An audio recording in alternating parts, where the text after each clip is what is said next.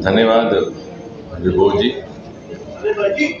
हमारे साथ पूर्व मुख्यमंत्री कविंदर जी हैं, पूर्व मंत्री प्रिया जी हैं, सारे हमारे वरिष्ठ पदाधिकारीगण हैं, हमारे पास साथी भी हैं। और मुझे खुशी है कि आज ये आयोजन जिसके प्रभारी विभोर जी हैं जम्मू में किया जा रहा है। मैं फ्रांस में था, वहाँ इनका टेलीफोन आया तो मैं सुबह दिल्ली पहुँच करके सीधा यहाँ आया, क्योंकि हमारे संगठन का एक अनुशासन भी है और आज देश भर में इसी प्रकार के कार्यक्रम आयोजित किए जा रहे हैं। उसी की तर्ज पर हम भी यहाँ करते हुए अब क्योंकि सरकार भी इस अभियान के साथ जुड़ी है, संगठन भी भिन्न भिन्न प्रकार के कार्यक्रम देश के भिन्न भिन्न शहरों में, कस्बों में, जिला स्तर, मंडल स्तर तक किए जा रहे हैं। उसमें गोष्ठियां भी शामिल हैं, संवाद भी है, प्रेस वार्ताएं भी हैं। इसलिए मुझे लगता है कि और बहुत सारी प्रदर्शनी भी है, तो बहुत सारी बातें ऐसी हैं जो आपकी जानकारी में पहले ही आ चुकी भी होगी और बहुत सारी बातें आपको पहले से ही सुनने को मिली भी होगी। इसी तरह से बहुत सारी बातें आपको लगता है कि दोहराई भी जा रही हैं और एक बार फिर से आपको दोहराने के लिए यहाँ पर बैठा है। तो मैं कोशिश करूँगा not to take the risk of being repetitive and causing boredom, तो एक दूसरे पर्सपेक्टिव से इस विषय को रखने का प्रयास, क्योंकि मुझे एक ये भी सौभाग्य हासिल रहा कि शुरू से लेकर आखिर तक 11 वर्ष बड़ी नज़दीक से इस सरकार को देखने का अवसर रहा, लगातार निरंतरता के साथ देखने का अवसर रहा। और उस दिन, उस क्षण से आज तक जब पहली बार मोदी जी ने शपथ ग्रहण की थी, तो ये कहानी शुरू होती है 26 मई सन 2014। Story begins in the evening of May 26, 2014। और मैंने उस दिन एक छोटा सा ब्लॉग लिखा था, बाइलिंगुअल। मैंने लिखा था कि सांझ की घड़ी थी, लगभग 6:30 का वक्त था, और जो जो शाम ढलने लगी, रात के अंधेरे फैलने लगे, तो यकायक अचानक ऐसा लगा मानो सूर्यास्त के समय सूर्योदय हो गया। हजारों लाखों टेलीविजन सेट और उनकी रोशनी से रात को चीरते हुए उजाला हुआ। इतना उत्साह, इतना उल्लास और साथ ही साथ इतनी उम्मीद मोदी जी के आने पर।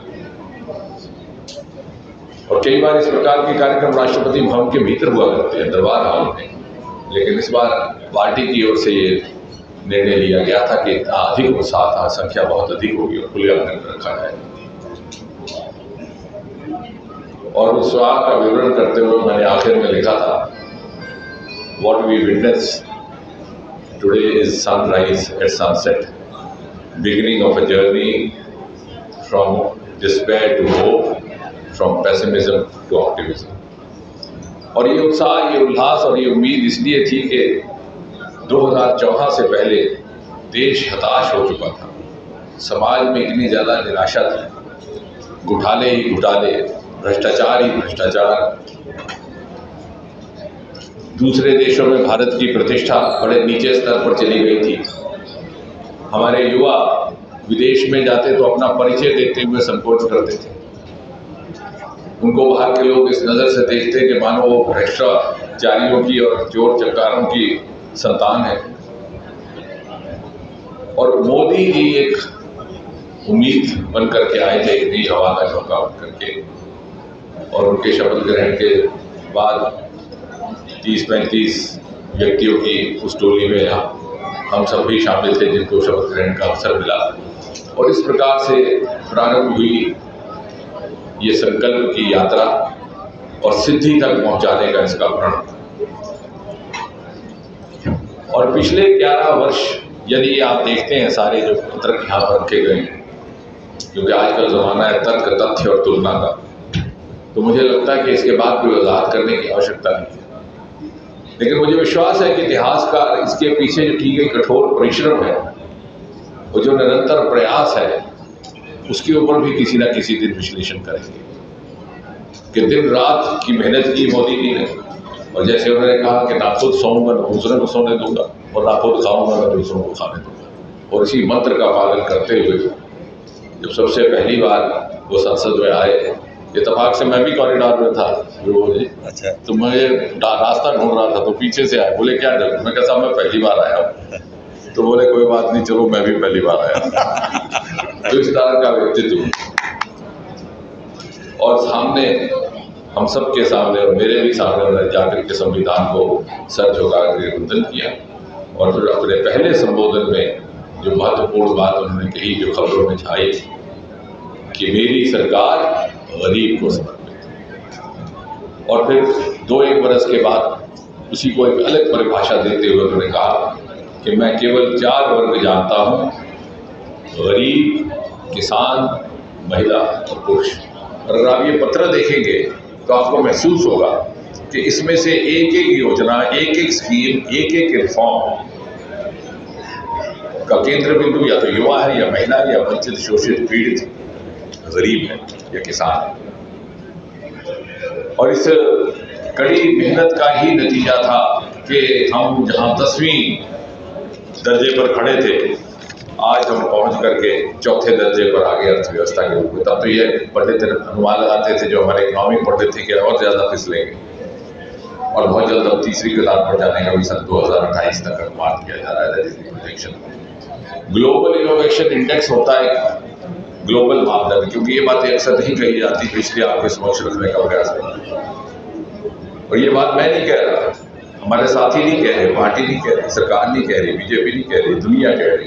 ग्लोबल इनोवेशन इंडेक्स पर हमारा रैंक था 80, आज हम पहुंच गए 39। 11 वर्ष में 41 का उछाल, 41 का जंप। इसी प्रकार स्टार्टअप्स का कॉन्सेप्ट तक ना था इस देश में।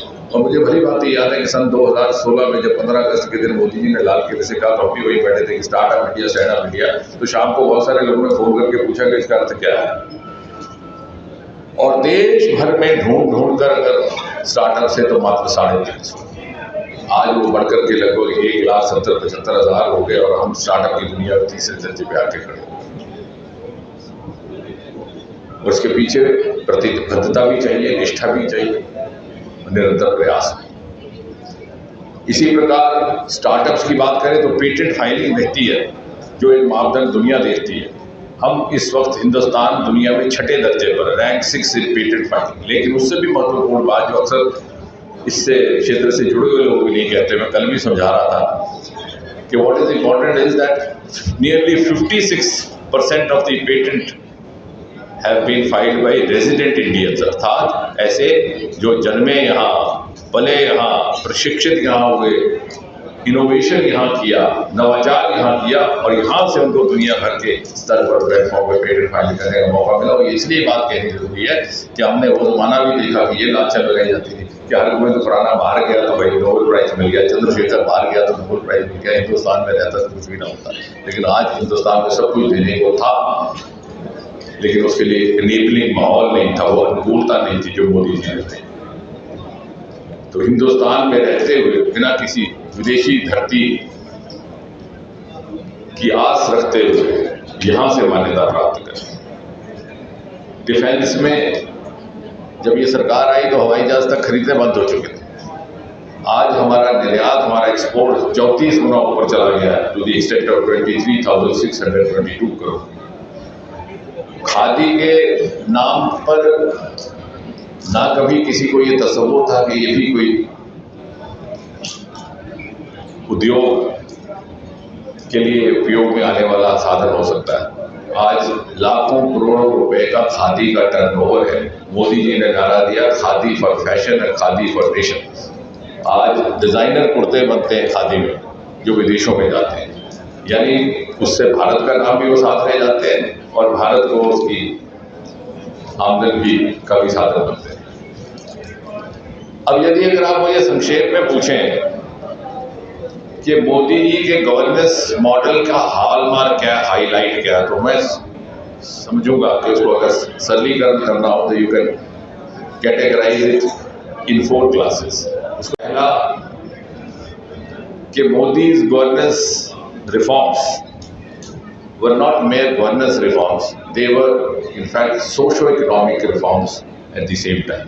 यानी जो प्रशासनिक सुधार हम अक्सर कहते हैं सरकारी भाषा में और पत्रकारों की भाषा में, वो केवल सुशासन के तक सीमित नहीं थे, उनका बड़ा दूरगामी सामाजिक और आर्थिक भी प्रभाव था। दूसरी श्रेणी, ये जितनी भी स्कीमें हैं, ये जितनी भी योजनाएं जो आप प्रदर्शनी में देख रहे हैं, इनके पीछे कामयाबी का राज ये कि they were driven by optimum technology. Technology का पर्याप्त उपयोग करते हुए उन्हें आगे बढ़ाया गया। अब मैं इसके बाद इसकी मिसाल भी दूंगा इसकी दो। तीसरा, Modi ji introduced a new culture, new world culture,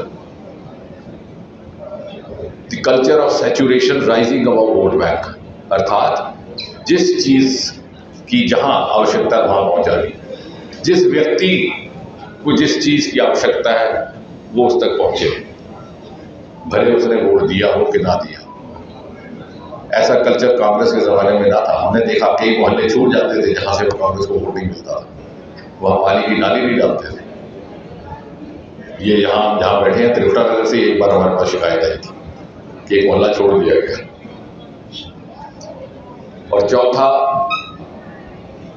futuristic vision but rooted in Indian ethos, यानी आधुनिक साधनों का भरपूर इस्तेमाल करना, परंतु अपनी विरासत के साथ समझौता किए बिना। अब अगर आपको मैं 2-2, 3-3 उदाहरण दूं, क्योंकि रोज जी ने हमें अनुमति दी आधा घंटा बात करने की, तो ये बता भी देंगे कब बंद करना है।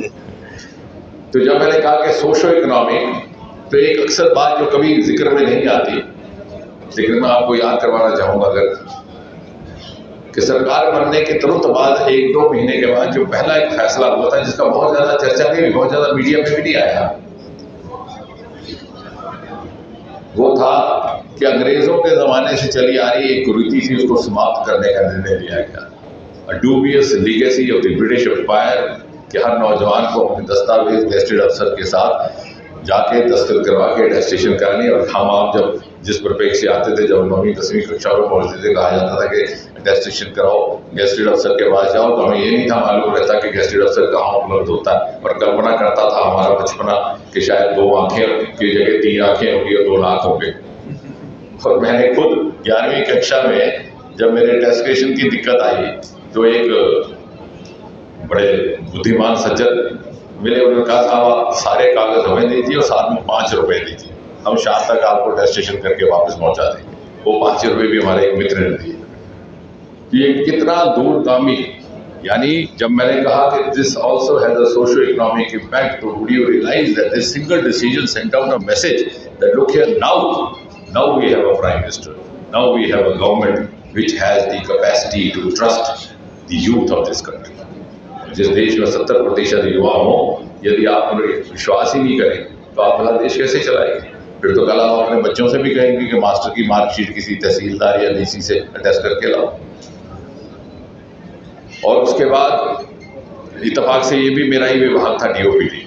उसके बाद 15 अगस्त 2015 में लाल किले से मोदी जी ने कहा कि क्या ये इंटरव्यू की प्रथा समाप्त नहीं हो सकती। ये भी अक्सर चर्चा नहीं आती बात, लेकिन मैं युवाओं की दृष्टि से बात करने का प्रयास कर रहा हूँ, क्योंकि अक्सर ये शिकायत आती थी कि जिसके 100 हुआ करते थे रिटर्न में, उसको इंटरव्यू में फेल कर दिया जाता, और जिसका पक्षपात करना होता तो उसे इंटरव्यू 100 लेकर के ले लिया जाता। और मुझे गर्व है कि इससे भी विभाग डीओपीटी का ही जुड़ा था। 3 महीने में मात्र हमने पूरी प्रक्रिया संपन्न की और 1 जनवरी 2016 में आदेश जारी कर दिया गया। इंटरव्यू केवल क्वालिफाइंग होगा, उसके अंक नहीं रखे जाएंगे। जम्मू कश्मीर में वो लागू हुआ गवर्नर राज और 370 के हटने के बाद। इसी प्रकार लगभग 1600 ऐसे नियम थे जो हमने हटा दिए। और मैं कहा करता हूं कि अक्सर at the end of the day जो ये कहानी सुनाते हैं अपने नाते नातियों को, जब मैं मंत्री था मैंने ये कानून लाया, जब मैं सेक्रेटरी था मैंने ये कानून लाया। मैंने कहा हमारे साथी ये कहानी सुनाएंगे कि जब मैं था तो मैंने ये कानून हटाया, मैंने अटेस्टेशन से मुक्ति दिलवाई, मैंने इंटरव्यू से मुक्ति दिलवाई। इसी तरह तीसरा, क्योंकि इनको कहा जाता है good governance practices, but they are not mere good governance practices, they have long term social economic ramification. तीसरा, पेंशन को लेकर के ये कानून था कि अगर कोई तलाकशुदा बेटी है, सिंगल डॉटर है, उसकी अगर पिता का देहांत हो जाता है तो उसकी फैमिली पेंशन उसके भाइयों को मिलेगी, उसको नहीं मिल सकती है उसकी माँ। वो कानून हटा दिया गया, उसको भी बराबर का हकदार बनाया गया। जिस जमाने में हम गुजर रहे हैं उस जमाने के तकाजे को देखते हुए एक और नियम उसके साथ जोड़ दिया गया कि अगर कोई महिला अधिकारी है तो उसको ये भी मोहलत रहेगी कि वो अपने बाद फैमिली पेंशन का हकदार अगर अपने पति के अलावा किसी और को बनाना चाहते तो वो भी बना सकती है, क्योंकि पहले रिवायती दौर में यह था कि automatically the husband would be the beneficiary. इसी तरह से एक और कानून जो हमने हटाया, जो सरकारी कर्मचारियों को जिसका एहसास होगा कि अगर किसी कर्मचारी की मृत्यु 7 या 10 बरस के भीतर हो जाती है तो उसको फैमिली पेंशन का अधिकार नहीं रहता।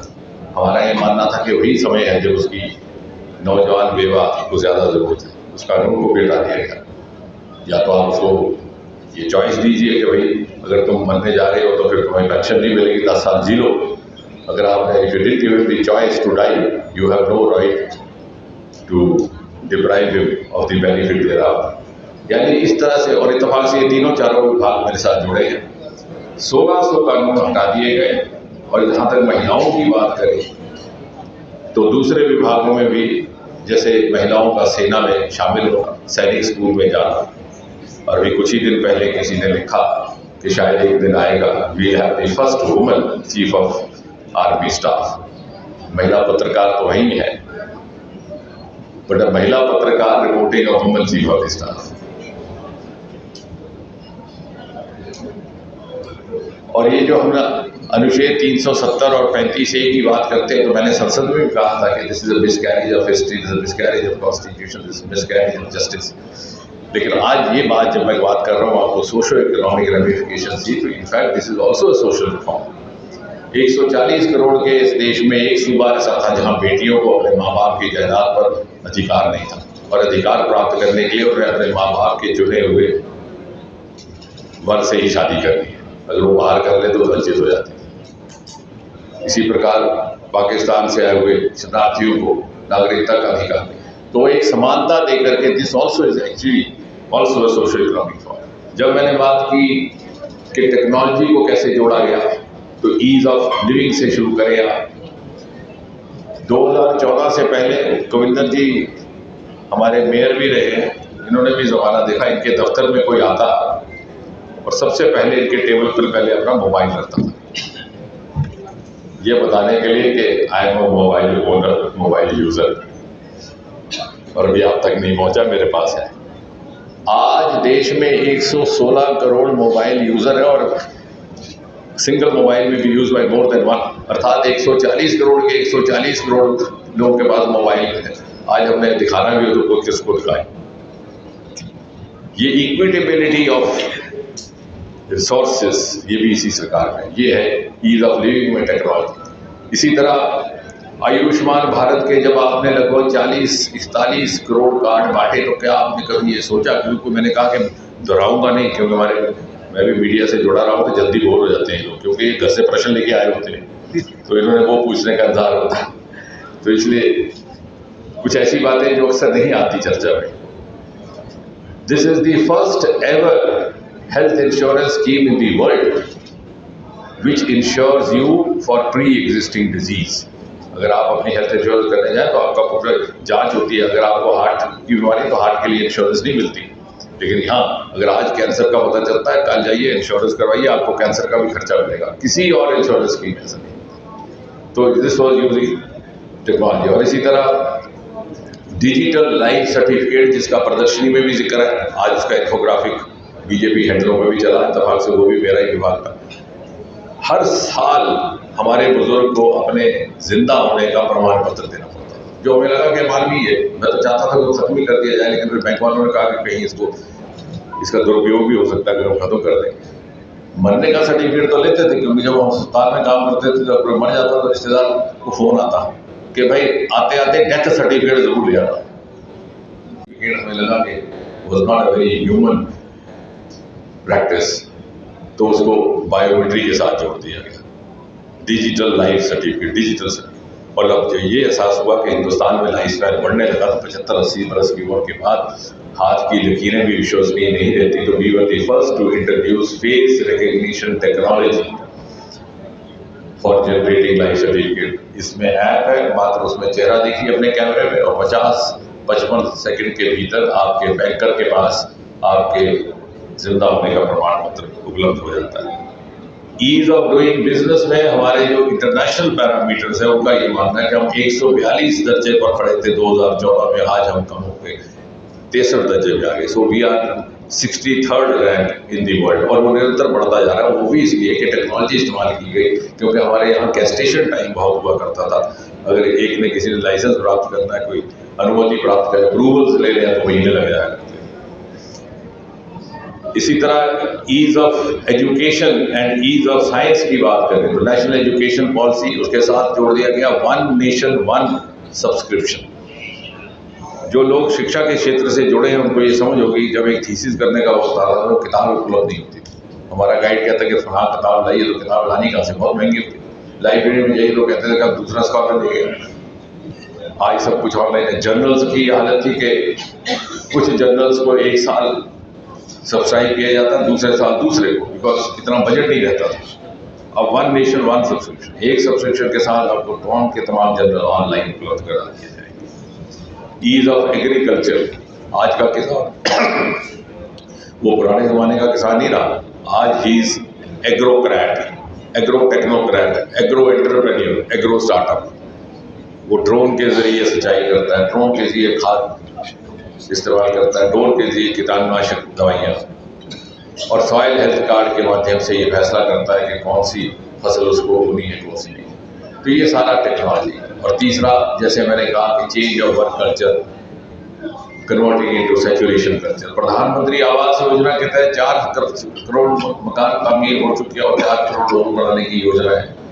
मैं प्रभारी रहा पूर्वी उत्तर प्रदेश में, मुरादाबाद में, मोहल्ले के मोहल्ले जिन्होंने कभी बीजेपी को वोट नहीं दिया, कभी बीजेपी को वोट, हमने उसके वीडियो भी चलाए सर।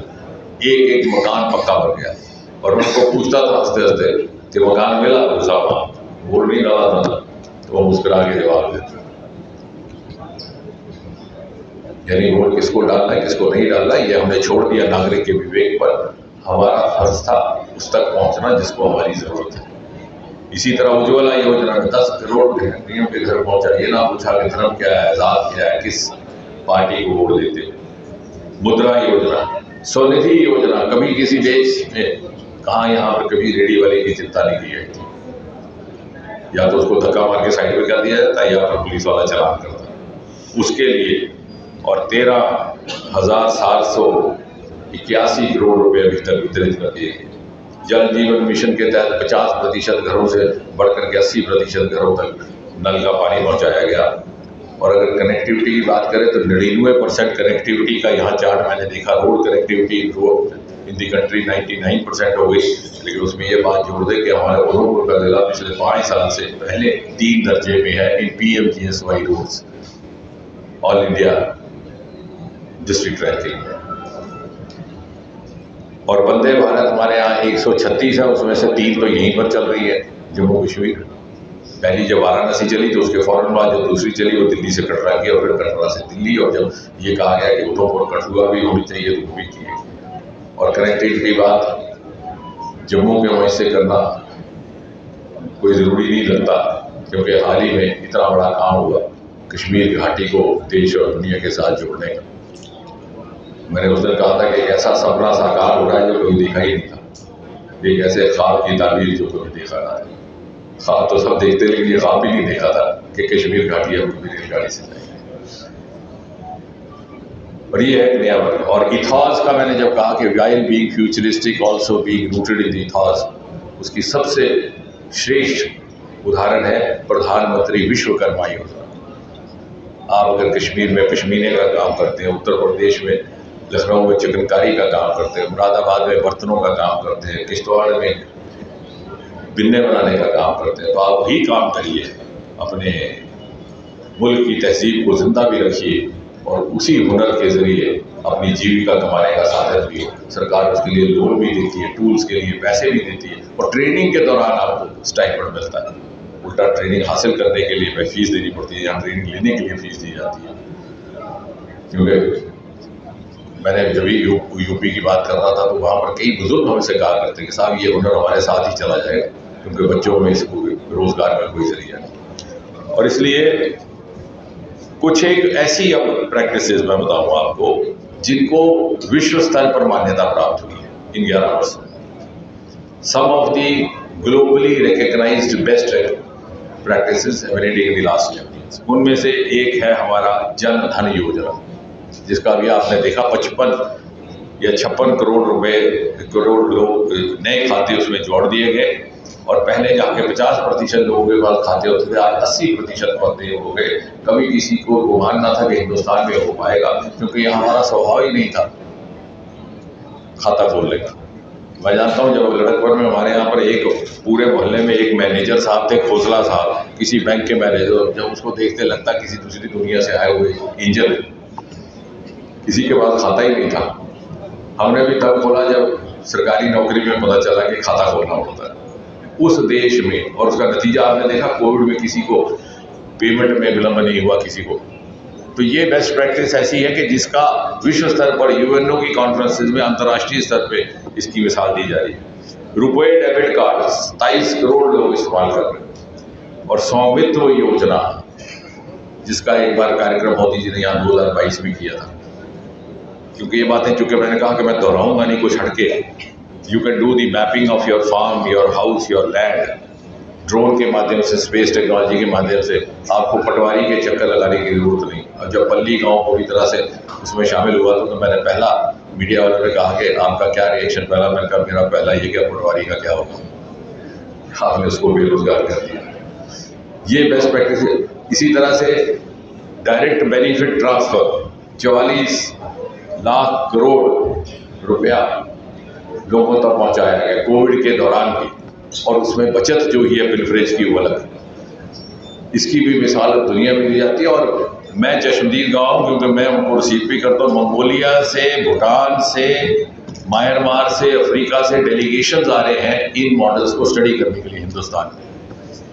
इसी तरह से डिजिटल लाइफ सर्टिफिकेट जैसी मैंने अभी बात की जो उपयोग है, वो भी एक दुनिया के लिए एक बेस्ट प्रैक्टिस की गई है। सीपी ग्राम्स हमारा एक AI जनरेटेड ग्रीवेंस सेल है, इत्तेफाक से उसके साथ मैं ही जुड़ा हूँ।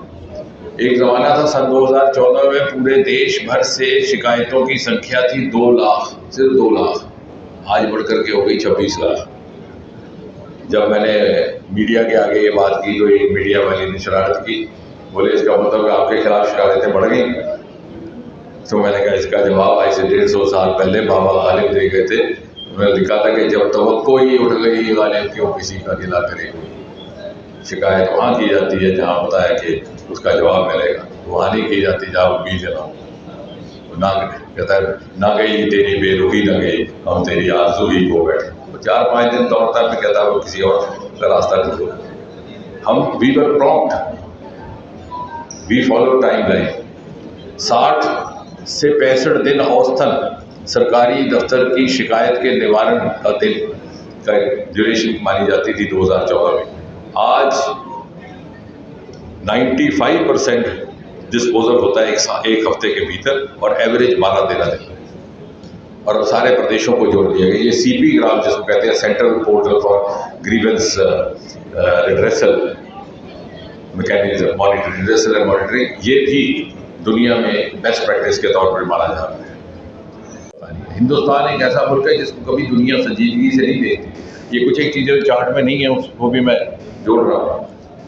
We were never taken seriously as for our health care practice. या कोई बीमार भी पड़ जाता तो 3-4 दिन वो कोशिश करता, धागा बांधना, फांडा करना, ये करना, वो करना, फिर ठीक हो जाता तो वहाँ का एक बार नहीं ठीक होता तो पिछले जन्म का कर, तो होम मेड प्लेसिबोस।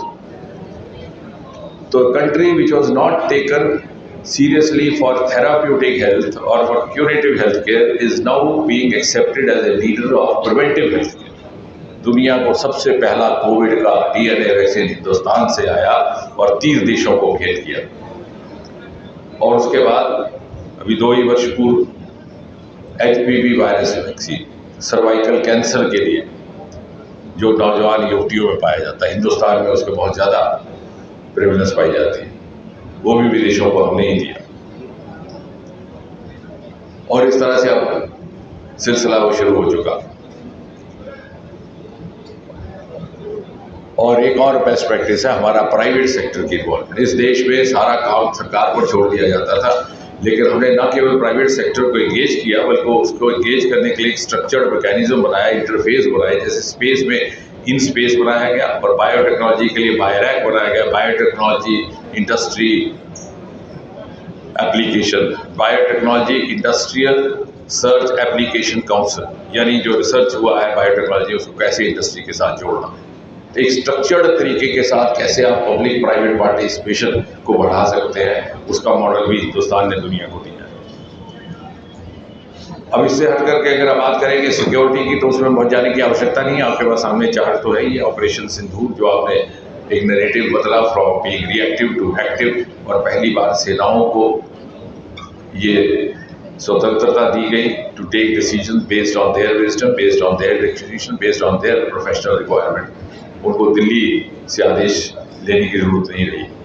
और अगर आप भीतरी देखें, extremist violence down by nearly 64%। लेकिन जो बात नहीं कही जाती वो ये है कि हमारी फॉरेन आउटरीच सिर्फ कन्फ्लिक्ट सिचुएशन में नहीं रही, पीस टाइम में भी हमारे यहाँ से जो फोरकास्ट डिजास्टर का जाता है, चाहे बारिश का, फ्लैश फ्लड्स का, अर्थक्वेक का तो नहीं होता, ये साइक्लोन्स का, फ्लड्स का, उसकी जानकारी नेपाल को भी हमारे यहाँ से जा रही, म्यांमार को भी हमारे यहाँ से जा रही, मंगोलिया को भी हमारे यहाँ से जा रही, बांग्लादेश को भी हमारे यहाँ से जा रही। बल्कि सन 2016 में मोदी जी के आदेश पर एक सार्क सैटेलाइट छोड़ा गया exclusively dedicated to this purpose. Pakistan की बदकिस्मती कि उसने उसका हिस्सा बनने से इनकार कर दिया, तो वो इस जानकारी से वंचित।